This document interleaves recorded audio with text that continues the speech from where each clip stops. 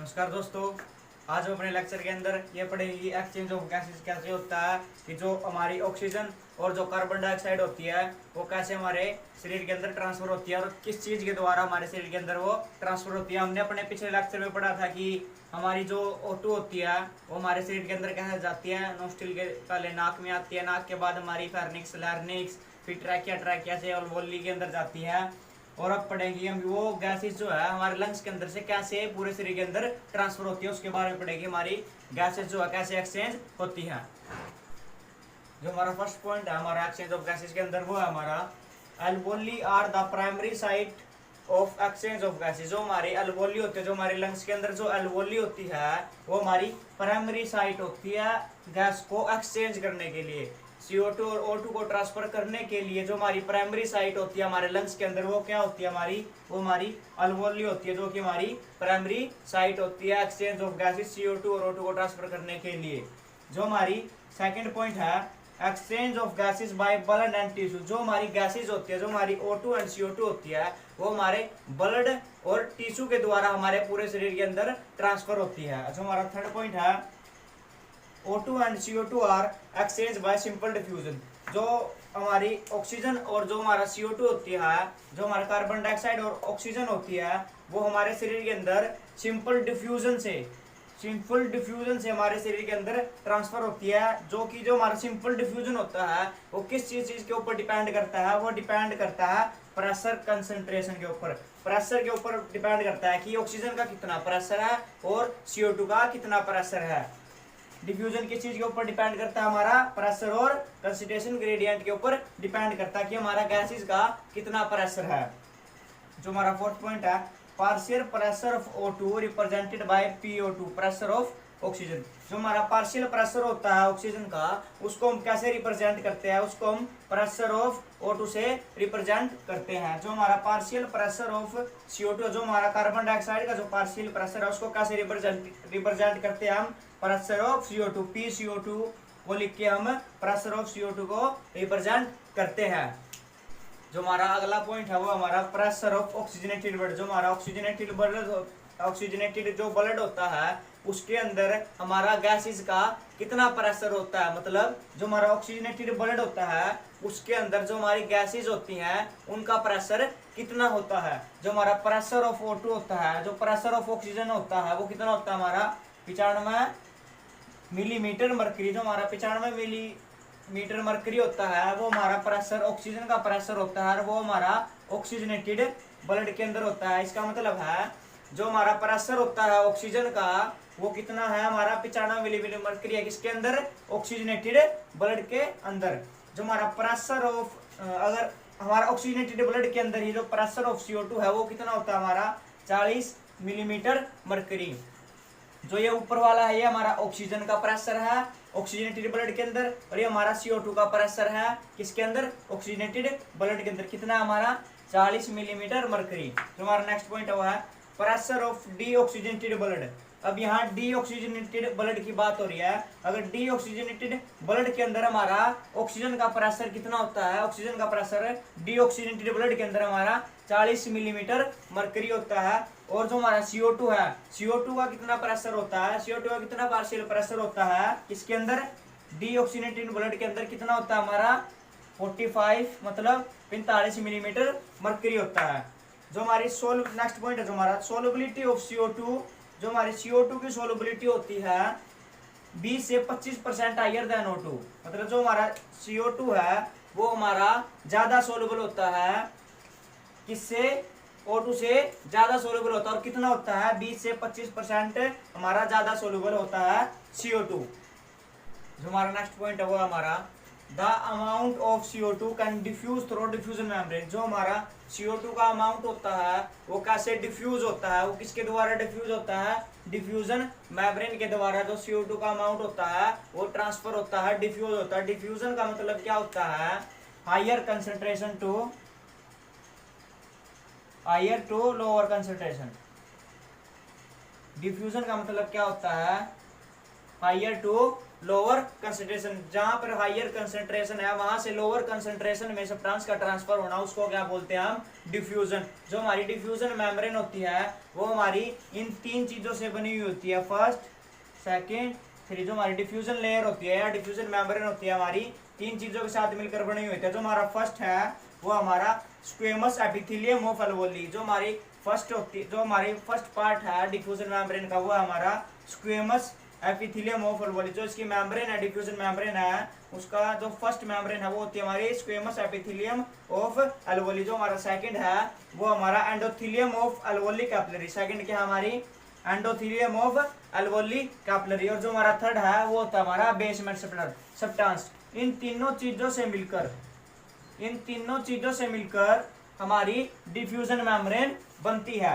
जो हमारा next point है वो हमारा डिफ्यूजन ऑफ O2। जो हमारा O2 का डिफ्यूजन होता है, जो हमारी O2 ट्रांसफर होती है वो कैसे होती है, वो होती है हमारी अल्वेओली से टिश्यू की तरफ ट्रांसफर होती है। पहले अल्वेओली में जाती है, अल्वेओली से फिर टिश्यू की तरफ जाती है। उसके बाद हमारा नेक्स्ट पॉइंट है जो डिफ्यूजन ऑफ CO2। जो CO2 का डिफ्यूजन वो कैसे होता है, वो पहले टिश्यू में आता है, टिश्यू के बाद कहाँ ट्रांसफर होता है, टिश्यू से अल्वेओली की तरफ ट्रांसफर होता है। मैं एक बार और डिफ्यूजन मेम्ब्रेन के बारे में बता देता हूँ।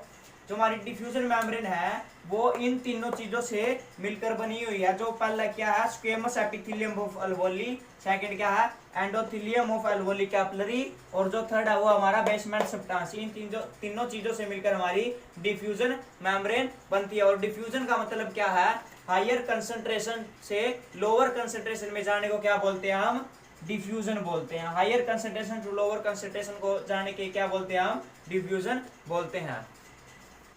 अब हम पढ़ेंगे ट्रांसपोर्ट ऑफ गैसेस। पहले हमने क्या पढ़ा था कि एक्सचेंज ऑफ गैसेस का एक्सचेंज कैसे होता है। हम देखेंगे ट्रांसपोर्ट ऑफ गैसेस की, जो हमारे गैसेस होती है वो कैसे ट्रांसफर होती है। Blood is the medium of transport of O2 and CO2। जो O2 और CO2 को ट्रांसफर करता है वो क्या होता है हमारा ब्लड। ब्लड ही एक ऐसा जरिया है जो हमारा ऑक्सीजन और CO2 को ट्रांसफर करता है हमारे शरीर के अंदर। जो हमारा O2 होता है, जो हमारा सेकंड पॉइंट है ट्रांसपोर्ट ऑफ गैसेस का, जो हमारा O2 होता है, ऑक्सीजन होती है, जो हमारी 97% of oxygen transport bye RBC in the blood. मतलब है इसका, जो हमारी 97%, जो हमारी 97% ऑफ ऑक्सीजन होती है वो कैसे ट्रांसफर होती है, वो हमारी RBC के थ्रू ट्रांसफर होती है। हमारा RBC क्या होता है, RBC होता है हमारा रेड ब्लड सेल। जो हमारी 97% ऑफ ऑक्सीजन होती है वो हमारी रेड ब्लड सेल के द्वारा ट्रांसफर होती है हमारे शरीर के अंदर। और जो हमारी 3% बची हुई जो ऑक्सीजन होती है वो कैसे ट्रांसफर होती है, वो ट्रांसफर होती है dissolve state through the plasma. जो हमारा प्लाज्मा होता है ये भी हमारा ब्लड का पार्ट होता है जो कि कलरलेस होता है। ये भी हमारा ब्लड का पार्ट होता है जो कि कलरलेस होता है। ये हमारा 3% जो हमारी ऑक्सीजन होती है वो हमारी प्लाज्मा के थ्रू हमारे शरीर के अंदर ट्रांसफर होती है डिजोल्व स्टेट के अंदर। क्या होती है, 3% जो हमारी बची हुई ऑक्सीजन होती है वो हमारी प्लाज्मा के थ्रू हमारे शरीर के अंदर ट्रांसफर होती है डिजोल्व स्टेट के अंदर। अब हम CO2 को देखेंगे। CO2 कैसे ट्रांसफर होती है हमारी। जो हमारी 70% of CO2 transport by the bicarbonate ion. जो हमारी 70% ऑफ CO2 होती है वो हमारी बाइकार्बोनेट आयन के द्वारा हमारे शरीर के अंदर ट्रांसफर होती है। और उसके बाद हमारी 20 से 25% of CO2 transport by the RBC। मतलब जो हमारी 70% ऑफ जो हमारी जो 70% ऑफ जो हमारी कार्बन डाइऑक्साइड होती है वो हमारी बाइकार्बोनेट आयन के द्वारा ट्रांसफर होती है। और जो हमारे 20 से 25% ऑफ जो कार्बन डाइऑक्साइड होती है वो हमारी रेड ब्लड सेल के द्वारा ट्रांसफर होती है। और जो बची हुई जो 7% जो हमारी कार्बन डाइऑक्साइड होती है वो कैसे ट्रांसफर होती है, वो हमारी प्लाज्मा के द्वारा, जो हमारा प्लाज्मा, जो ब्लड के अंदर जो हमारा प्लाज्मा पार्ट होता है उसके द्वारा ट्रांसफर होती है इन डिजोल्व स्टेट के अंदर। एक बार और बताता हूँ आपको CO2 कैसे ट्रांसफर होती है। जो हमारी 70% ऑफ हमारी कार्बन डाइऑक्साइड होती है वो हमारी बाइकार्बोनेट आयन के द्वारा ट्रांसफर होती है। 20 से % CO2 हमारी RBC के द्वारा ट्रांसफर होती है। और हमारी 7% जो हमारी CO2 होती है वो हमारी प्लाज्मा के थ्रू ट्रांसफर होती है इन डिजोल्व स्टेट के अंदर। तो हमारा नेक्स्ट पॉइंट है हमारा ट्रांसपोर्ट ऑफ ऑक्सीजन के अंदर, वो क्या है हमारा haemoglobin is red colour iron. जो हमारा हीमोग्लोबिन होता है वो हमारा रेड कलर का होता है and contain iron pigment present in the RBC. जो हमारा हीमोग्लोबिन होता है वो हमारा आरबीसी के अंदर प्रेजेंट होता है, रेड कलर का होता है और आयरन पिगमेंट को कंटेन करता है। इसके 3 मेन पॉइंट है। कौन कौन से हमारे हीमोग्लोबिन जो होता है हमारा वो हमारा आरबीसी के अंदर प्रेजेंट होता है, रेड कलर का होता है और आयरन पिगमेंट को कंटेन करता है, मतलब आयरन को कंटेन करता है। कौन कंटेन करता है? हीमोग्लोबिन जो होता है हमारा आयरन को कंटेन करता है। जो हमारा नेक्स्ट पॉइंट है वो हमारा haemoglobin bind to oxygen in reversible manner to form haemoglobin. जो हमारा हीमोग्लोबिन होता है जब वो ऑक्सीजन के साथ बाइंड होता है तो वो कैसे बाइंड होता है? वो रिवर्सिबल मैनर के थ्रू बाइंड होता है और क्या बनाता है? ऑक्सी हीमोग्लोबिन बना देता है। मतलब जब हमारा हीमोग्लोबिन ऑक्सीजन के साथ बाइंड होता है तो ऑक्सी हीमोग्लोबिन बना देता है। हमारा नेक्स्ट पॉइंट है जो each haemoglobin molecule bind 4 molecule of oxygen. जो हमारा हीमोग्लोबिन मॉलिक्यूल्स होता है वो 4 मॉलिक्यूल के साथ हमारा 4 मॉलिक्यूल जो ऑक्सीजन के 4 मॉलिक्यूल्स होते हैं उसके साथ बाइंड होता है। जो हमारा हीमोग्लोबिन मॉलिक्यूल्स है वो 4 मॉलिक्यूल जो ऑक्सीजन के 4 मॉलिक्यूल्स होते हैं उसके साथ बाइंड होता है। कुछ ऐसे बाइंड होता है जैसे ये हमारा हीमोग्लोबिन का मॉलिक्यूल्स है और ये 4 हमारे ऑक्सीजन के मॉलिक्यूल्स है, कुछ ऐसे हमारा बाइंड होता है। जो हमारा हीमोग्लोबिन होता है वो 4 मॉलिक्यूल के साथ कुछ इस तरीके से बाइंड होता है। हमारा जो नेक्स्ट पॉइंट है Sigmund curve is obtain when oxygen bind with haemoglobin. जब हम ऑक्सीजन को हीमोग्लोबिन के साथ बाइंड करते हैं तो हमें कौन सा कर्व प्राप्त होता है? कौन सा कर्व मिलता है हमें सिगमंड कर्व मिलता है। सिगमंड कर्व जो होता है कुछ ऐसी शेप का होता है, कुछ ऐसे बना हुआ होता है। जो हमारा नीचे वाला होता है इसको हम क्या बोलते हैं? Partial pressure of oxygen. इसको क्या बोलते हैं हम? Partial pressure of oxygen. जो किसकी फॉर्म में होता है? मिलीमीटर मर्करी की फॉर्म में होता है। और जो इस साइड वाली हमारी जो वाई एक्सिस होती है इसको क्या बोलते हैं हम? Percentage saturation of haemoglobin with oxygen. इसको क्या बोलते हैं हम? Percentage saturation of haemoglobin with oxygen. और जो एक्स एक्सिस को क्या बोलते हैं हम? Partial pressure of oxygen. जो हमारा नेक्स्ट पॉइंट है वो हमारा when oxygen bind with haemoglobin. जब हमारी ऑक्सीजन बाइंड होती है हीमोग्लोबिन के साथ तो कौन कौन से फैक्टर होते हैं जो फेवरेबल होते हैं अल्वोली के लिए? मतलब जब हम ऑक्सीजन को हीमोग्लोबिन के साथ बाइंड करते हैं तो कौन कौन से फैक्टर है जो फेवरेबल होते हैं बाइंडिंग करवाने के लिए? जो हमारा फर्स्ट फैक्टर है वो हमारा हाई प्रेशर ऑफ CO2।